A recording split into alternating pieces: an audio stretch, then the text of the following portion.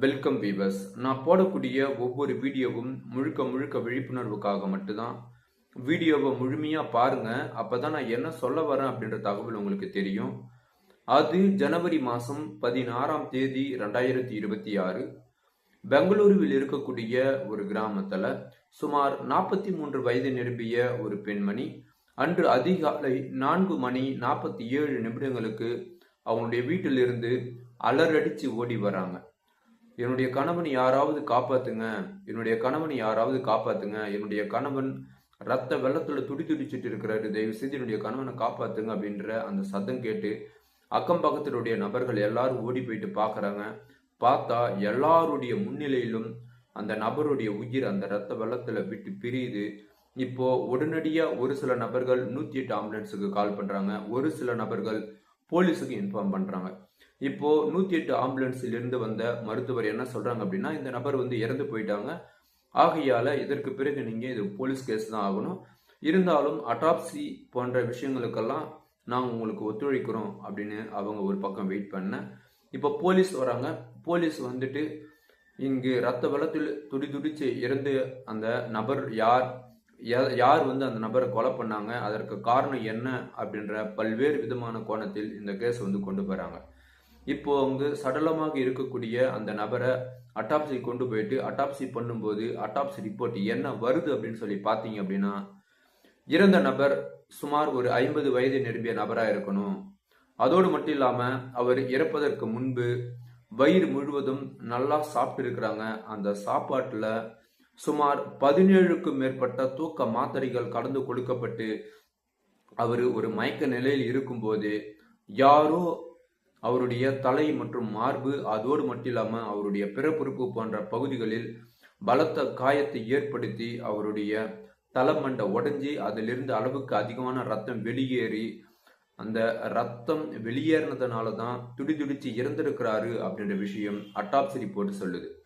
இப்போ அட்டாப்சி முடிஞ்சதுமே இறந்த நபர், அவருடைய பெயர் சரவணன், அந்த இறந்த நபருடைய சடலத்தை அவனுடைய மனைவி கிட்ட கொடுக்குறாங்க. அவங்களுடைய மனைவியும் அந்த நபர்களுக்கு செய்ய வேண்டிய சடங்கு சம்பிரதாயம் எல்லாமே செய்து முடிக்கப்படுகிறது. இப்போ என்ன ஆகுது அப்படின்னு சொல்லி பார்த்தீங்க அப்படின்னா, ஒரு நாள் கழிச்சு அடுத்த நாள் போலீஸ் விசாரணை மேற்கொள்றாங்க. நம்ம இதுக்கு முன்னாடி நிறைய வீடியோவில் பார்த்துருப்போம். முதல் விசாரணை அப்படின்றது சொந்த குடும்பத்திலிருந்து தான் ஆரம்பிக்கும். அதே மாதிரி தான் சரவணனுடைய மனைவியான சாந்தி அவங்க கிட்ட போயிட்டு விசாரணை மேற்கொள்ளும் போது போலீஸ் ஒரு சில கேள்விகளை கேட்கறாங்க. என்ன கேட்கறாங்க அப்படின்னா, சம்பவம் நடந்த அன்று நீங்க எங்க போயிருந்தீங்க, அதே மாதிரி எப்போ உங்களுக்கு உங்களுடைய கணவன் இறந்துட்டாங்க அப்படின்ற விஷயம் தெரிய வந்தது, அல்லது உங்களுடைய கணவன் யாரோ தாக்கியிருக்கிறாங்க அப்படின்ற விஷயம் தெரிய வந்தது. இது மாதிரிலாம் ஒரு சில கேள்விகள் கேட்கும்போது அதற்கு சாந்தி என்ன சொல்றாங்க அப்படின்னா, என்னுடைய கணவன் இறப்பதற்கு 2 நாட்கு முன்பு எனக்கும் என்னுடைய கணவனுக்கும் ஒரு சின்ன சண்டை. அந்த சண்டையில நான் என்ன பண்ணேன் அப்படின்னா, என்னுடைய அம்மா ஊர் இங்கிருந்து சுமார் ஒரு 5 கிலோமீட்டர் தூரத்தில் இருக்கக்கூடிய அந்த ஊருக்கு போயிட்டு நான் அங்கதான் இருந்தேன். அது என்ன ஆச்சு அப்படின்னு சொல்லி தெரியல. என்னுடைய கணவனுடைய ஞாபகம் அன்று இரவு எனக்கு ஏற்பட்டது.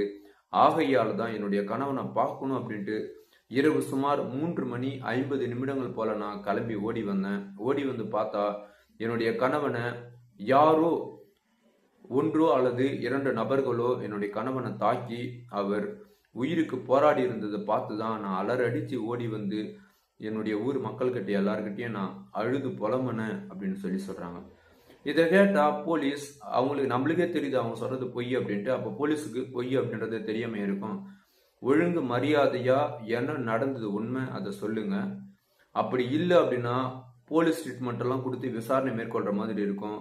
என்ன நடந்தது அப்படின்றது நீங்க கட்டாயம் சொல்லி ஆகணும் அப்படின்னு சொல்லி போலீஸ் சாந்தி கிட்ட கேட்கும்போது அதற்கு சாந்தி என்ன சொல்றாங்க அப்படின்னா, நான் சொல்றதுதான் உண்மை, நீங்க ஒன்னா என்னுடைய அப்பா அம்மா கிட்ட கால் பண்ணி கேளுங்க, அந்த சம்பவம் நடந்த அன்று என்னுடைய சொந்த ஊர்ல தான் இருந்தேன் அப்படின்னு சொல்லி எவ்வளோ எடுத்து சொல்றாங்க. இருந்தாலும் போலீஸ் நம்புற மாதிரி இல்லை. அந்த பெண்மணியை கைது பண்ணி கொண்டு போயிட்டு விசாரணை மேற்கொள்றாங்க. அது மாதிரி விசாரணை மேற்கொள்ளும் போது அவங்க என்ன சொல்றாங்க அப்படின்னா, என்னுடைய கணவன் ரொம்ப நல்லவர், என்னை ரொம்ப நல்லா பாசமா பார்த்துட்டாரு, என்னுடைய அம்மா வீட்டுக்கு நான் அடிக்கடி போயிட்டு வருவேன், என்னுடைய அம்மா வீட்டுக்கு நான் அடிக்கடி போயிட்டு வர்றதுனால அந்த வெறுப்பிலேயே எனக்கும் என்னுடைய கணவனுக்கும் சண்டை ஏற்பட்டதுனால திரும்ப நான் என்னுடைய அம்மா வீட்டுக்கே போயிட்டேன் அப்படின்ற மாதிரி இன்னொரு ஒரு பொய்யான தகவலும் சொல்றாங்க.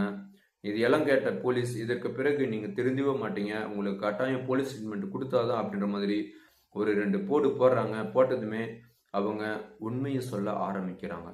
அவங்க என்ன சொல்றாங்க அப்படின்னா, என்னுடைய கணவனை நானும் என்னுடைய அண்ணன் மகனான கோபி என்று சொல்லக்கூடிய 2 நபர்களும் சேர்ந்துதான் கொலை பண்ணோம் அப்படின்ற மாதிரி ஒரு ஸோ கொலையை பண்ணிட்டு இவ்வளோ நேரம் எனக்கு எதுவுமே தெரியாது, என்னுடைய அம்மா வீட்டில் இருந்தேன், இது இருந்தேன், அது இருந்தேன் அப்படின்ற மாதிரி பல்வேறு விதமான பொய் சொல்றீங்களா, உங்களுக்கு கொஞ்சம் கூட வெட்கமா இல்லையா அப்படின்னு சொல்லி சக போலீஸ் கேட்கும்போது, என்னுடைய கணவன் என்னுடைய காதலுக்கு ரொம்ப இடைஞ்சலா இருந்தான், அதாவது கள்ளக்காதலுக்கு ரொம்ப இடைஞ்சலா இருந்ததுனால தான் என்னுடைய கணவனை நான் கொலை பண்ணேன் அப்படின்ற மாதிரியும், அதற்கு என்னுடைய அண்ணனுடைய மகனான கோபியும் ஒத்துழைச்சான் அப்படின்ற மாதிரியும், இப்போ கோபி என்று சொல்லக்கூடிய அந்த நபர் இதற்கிடையிலேயே தலைமறைவாகிறாங்க. அந்த நபரையும் தேடி கண்டுபிடிச்சு கொண்டு வந்து அவர்கிட்ட விசாரணை மேற்கொள்ளும் போது அவரு போலீஸ் ஸ்டேட்மெண்ட்டும் எதுவுமே கொடுக்கல, நடந்த உண்மையை அப்படியே சொல்றாரு. நானும் என்னுடைய அத்தியும் சேர்ந்து தான் என்னுடைய மாமாவை கொலை பண்ணோம் அப்படின்ற ஒரு வாக்குமூலம் கொடுக்க ஆரம்பிக்கிறாங்க. இப்போ அவங்களுடைய வாக்குமூலம் என்ன சொல்லுது அப்படின்னு பார்க்கலாம். இதுல முதல்ல வாக்குமூலம் கொடுப்பது யார் அப்படின்னா கோபி என்று சொல்லக்கூடிய அந்த நபர் தான். அவர் என்ன சொல்றாரு அப்படின்னா, என்னுடைய அத்தை, அதாவது என்னுடைய அப்பாவும் என்னுடைய அத்தியும் ஒரே தாய் வயிற்றில் பிறந்தவங்க. இது மாதிரி இருக்கும்போது என்னுடைய அத்தையை சின்ன வயசுல திருமணம் செஞ்சு கொடுத்துட்டாங்க.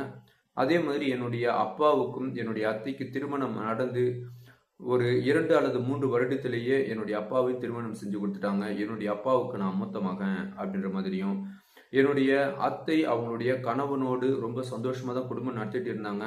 அது என்ன ஆச்சு அப்படின்னு சொல்லி தெரியல. என்னுடைய அத்தை என்ன அடிக்கடி அவங்களுடைய வீட்டாண்ட கூப்பிடுவாங்க. நான் அங்கே போயிட்டு என்னுடைய அத்தை கிட்ட பேசுறது கொள்றது என்னுடைய மாமா கிட்டியால் நல்லாவே பேசிட்டு இருந்தேன். ஆனா என்னுடைய அத்தை என்கிட்ட வேற விதமா நடந்துக்க ட்ரை பண்ணாங்க. ஆனா என்னுடைய மாமா அதை கண்டிக்கவே இல்லை.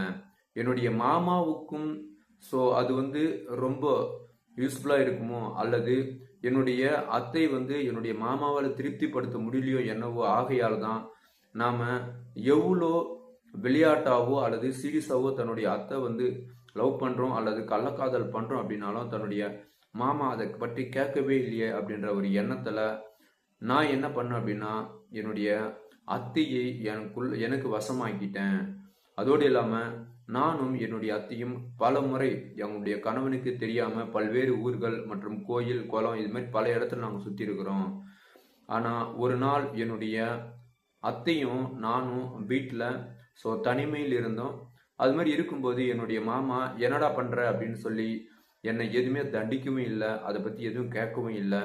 அப்போதான் எனக்கு ஒரு விஷயம் தெரிஞ்சது, மாமா தன்னுடைய அத்தை கூட இணை சேரத்தில்லை போல, ஆகையால் தான் அத்தையை தான் கூட அனுப்பி வைக்கிற மாதிரி நிறைய டைம்ல நாமளும் தன்னுடைய அத்தையும் ஒன்னா இருப்பதை பார்த்து தன்னுடைய மாமா எதுவுமே கேட்கவே இல்லை அப்படின்ற மாதிரி இவனே ஒரு தவறான ஒரு கருத்தை இவனே அவனுடைய மனசுல உருவாக்கிக்கிறான். ஆனா அவர், அதாவது இறந்து போன சரவணன் என்ன நினைக்கிறாரு அப்படின்னா, இவங்க அத்தை அவன் மருமவன், அப்படி இருக்கும்போது இவங்க 2 பேருக்கு இடையே என்ன ஒரு தவறான செயல் நடந்திருப்போது, கிட்டத்தட்ட பார்த்தோம் அப்படின்னா ஒரு தாய் மகன் அந்த கோணத்தில் தான் இருப்பாங்க, அந்த கோணத்தில் தான் எல்லாமே நடக்கும் அப்படின்ற ஒரு எண்ணத்துல அவர் ரொம்ப நம்பிக்கையா இருந்திருக்கிறாரு. ஆனா அவருடைய நம்பிக்கைக்கு இவங்க 2 பேருமே துரோகம் செஞ்சிருக்கிறாங்க, அதுவும் நம்பிக்கை துரோகம் செஞ்சிருக்கிறாங்க. இப்ப என்ன பண்றாரு அப்படின்னா, தன்னுடைய அத்துக்கிட்ட ரொம்ப அந்யுன்யமா இருக்கிறதும் தன்னுடைய மாமா விரும்புறாரு அப்படின்ற எண்ணத்துல தன்னுடைய மாமா வீட்டுல இருக்கும் போதே அவங்களுடைய அத்தைய இவர் போயிட்டு கையை பிடித்து இழுத்து 2 பேரும் தவறா நடந்துக்க முயற்சி பண்ணியிருக்கிறாங்க. அப்ப என்ன பண்றாங்க அப்படின்னா, அவங்களுடைய மாமா நேரடியா பார்த்து, அடா பாவி, இவ்வளோ நேரம் உன்னை நான் நம்பிக்கையா என்னுடைய வீட்டுல விட்டு இருந்தேன், இது மாதிரி ஒரு தவறான செயல்ல நீங்க ஈடுபடுறீங்க அப்படின்னு தெரிஞ்சா முதல் நாள் நான் உன்னை இந்த வீட்டுக்குள்ள சேர்த்தம் பாரு, உன்னை பார்த்த பாரு, அப்பவே நான் விரட்டி அடிச்சிருப்பேன். இதற்கு பிறகு நீ இந்த வீட்டு வாசல் பக்கம் கூட தலை வச்சு படுக்க கூடாது, ஓடி போயிடு அப்படின்ற மாதிரி வான் பண்ணி அனுப்பியிருக்கிறாங்க. இப்போ உடனே அவங்களுடைய அத்தை என்ன பண்றாங்க அப்படின்னா, அடடா என்னடா இது, தன்னுடைய அண்ணன் மகன் போயிடுறானே அப்படின்ற மாதிரி உக்காஞ்சி சும்மா பிளான் பண்றாங்க. அது மாதிரி பிளான் பண்ணும்போது அவங்களுக்கு ஒரு யோசனை தோணுது. என்ன அப்படின்னா, தன்னுடைய கணவனை தீர்த்து கட்டினும் தன்னுடைய அண்ணன் மகனான கோபியோடு நம்ம மறு திருமணம் செஞ்சுட்டு ரொம்ப சந்தோஷமா இருக்கணும் அப்படின்ற மாதிரி நினைக்கிறாங்க. ஆனா சரவணன் என்ன பண்றாரு அப்படின்னா, அந்த பையன் தான் தப்பு பண்ணிட்டான், தன்னுடைய மனைவி ரொம்ப நல்லவங்க அப்படின்ற மாதிரி நம்பியிருக்கிறாரு. ஆனால் இதற்கு முழு திட்டமும் போட்டு கொடுத்தது சாந்தி என்று சொல்லக்கூடிய சரவணனுடைய மனைவி தான். அவங்க என்ன சொல்றாங்க அப்படின்னா, சரவணன் கிட்ட உன்னுடைய மாமாவோட நான் வாழறதுக்கு விருப்பமே இல்லை, ஆகையால அவரை நாம தீர்த்து கட்டணும், அதுக்கு நீ ஒரு நாள் குறிக்கணும் அப்படின்ற மாதிரியும், அந்த நாள் தான் நான் முன்னாடி சொன்ன அந்த நாள். இப்ப என்ன ஆகுது அப்படின்னா, இரவு சுமார் 8:40 இந்த நபர் சரவணன் பாத்தீங்கன்னா வயல்வெளிகளில் வேலை செய்வாரு. அதோடு இல்லாம சொந்தமா ஒரு டிராக்டர் வச்சுட்டு இருக்கிறாரு. ஏரெல்லாம் ஓட்டி முடிச்சுட்டு தன்னுடைய வீட்டுக்கு போறாரு. போனா வீட்டுல தன்னுடைய கணவனுக்கு ரொம்ப ரொம்ப ரொம்ப பிடித்த மீன் குழம்பு செய்து வச்சிருக்கிறாங்க. மீன் குழம்புனாவே சரவணனுக்கு ரொம்ப பிடிக்கும். அந்த மீன் குழம்புல சுமார் 17க்கும் மேற்பட்ட தூக்க மாத்திரைகளை சாந்தி கலக்குறாங்க. கலந்து ரொம்ப ஆசையா தன்னுடைய கணவனுக்கு கொடுக்கறாங்க. ஆனா அதுல தூக்க மாத்திரை இருக்குது. அந்த தூக்க மாத்திரை சாப்பிட்டோம் அப்படின்னா நம்ம சாக போறோம் அப்படின்ற விஷயம் கொஞ்சம் கூட தெரியாத சரவணன் அதை எடுத்து சாப்பிட்றாரு. சாப்பிட்ட கொஞ்ச நேரத்துல அவருக்கு ஒரு விதமான மயக்கம் ஏற்படுது. இப்போ அமைதியா போயிட்டு பெட்டு மேல படுக்கிறாங்க.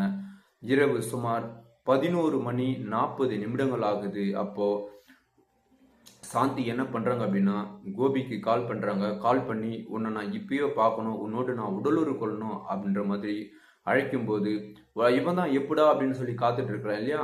உடனடியா கிளம்பி தன்னுடைய அத்தை வீட்டுக்கு வரான். அத்தை வீட்டுக்கு வந்தா அவனுடைய அத்தியோடு 2 பேரும் உடலுறவு கொள்றாங்க. இவருக்கு பயங்கரமான ஒரு தூக்க மாத்திரை கொடுத்து ஒரு மயக்க நிலையில் இருந்தாலும் கூட தான் தொட்டு தாலி கட்டிய மனைவி வேறொரு நபரோடு உடம்புல ஒட்டு துணி கூட இல்லாம உடல் இருக்கிறத பார்த்து இவரு பயங்கரமா அதிர்ச்சி ஆகுறாரு. இருந்தாலும் அவரால் செயல்பட முடியல. ஏன் அப்படின்னா அந்த அளவுக்கு ஒரு மயக்கம், என்ன நடக்குது அப்படின்னு சொல்லி கொஞ்சம் கூட இவரால் யூகிக்க முடியல. அடடா, தன்னுடைய கணவனுக்கு சரிவர இந்த தூக்க மாத்திரை வேலை செய்யல போல அப்படின்ற மாதிரி நினைத்த சாந்தியும் அவங்களுடைய அண்ணன் மகனான கோபியும் உடனடியா ஒரு கத்தி எடுத்து இந்த சரவனுடைய தலை, கழுத்து மற்றும் அவருடைய பிறப்புறுப்பு போன்ற இடங்களில் பலமான ஒரு காயத்தை ஏற்படுத்துறாங்க. தலையில தொடர்ந்து குத்துனதுனால தலை வெட்டிட்டு அதுல இருந்து அளவுக்கு அதிகமான ரத்தம் வெளியேறி கொஞ்சம் கொஞ்சமா ரத்த வெள்ளத்துல அவருடைய உயிர் பிரிஞ்சிட்டு இருக்கும்போது கூட சாந்தி என்ன சொல்றாங்க அப்படின்னா, கோபி கிட்ட இன்னும் நல்லா குத்து, இவன் சாவட்டும் அப்படின்ற மாதிரி. தன்னுடைய சொந்த கணவன் கூட நினைக்காம அவரை அப்படியே துடிக்க துடிக்க கொலை பண்ணியிருக்கிறாங்க. அவருடைய உயிர் பிரிஞ்சிட்ட பிறகுதான் அவனை பின்பக்கம் வழியா அனுப்பிவிட்டு உடனடியா சாந்தி இப்போ ஒரு நாடகம் போடுறாங்க. எப்படா பொழுது விடியும், இந்த சம்பவம் நடக்குது எல்லாமே ஒரு 12:30 1 மணி போல நடக்குது. எப்படா பொழுது வெடியும் அப்படின்ற மாதிரி வெயிட் பண்ணிட்டு இருக்கிறாங்க. அது மாதிரி வெயிட் பண்ணிட்டு இருக்கும்போது விடியற் காலை 4:47 வீட்டில இருந்து என்னுடைய கணவனை காப்பாத்துங்க அப்படின்ற மாதிரி ஆக்ட் பண்ணி வெளியே ஓடி வராங்க. அக்கம் பக்கத்துடைய நபர்களும் போயிட்டு பார்த்தா அவருடைய உயிர் ஆல்ரெடி போன மாதிரி தான் இருக்கு. ஆனால் சாந்தி என்ன சொல்றாங்கன்னா, என்னுடைய கணவனுடைய உயிர் இப்பதான் பிரியுது, எல்லாரும் பாருங்க அப்படின்ற மாதிரி ஊர் மக்களையும் அவங்க நம்ப வைக்க ட்ரை பண்ணியிருக்கிறாங்க. ஆனால் அவங்களே வேற வழியே இல்லாம போலீஸ் ஸ்டேஷன்ல இந்த வாக்குமூலம் கொடுத்து மாட்டிக்கிறாங்க.